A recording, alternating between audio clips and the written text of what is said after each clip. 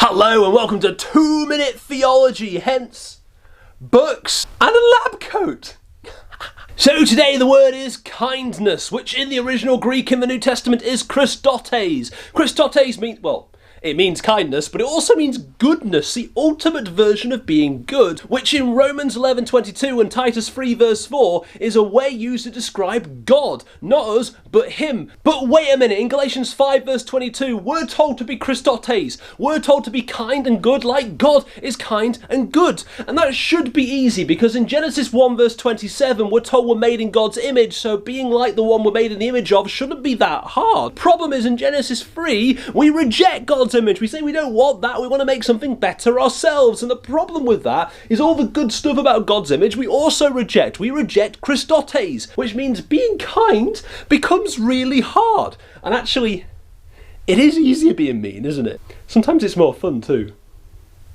Paul gets it because in Romans 7 verse 19 he says, I try and do Christotes, I try and do good, but sin, the rejection, is right there with me. I'm trying to do good, but I keep rejecting God's image. But don't worry, because in Colossians chapter 2 verse 14 it says, Jesus died for us, paying for the rejection, helping us once again accept God's image.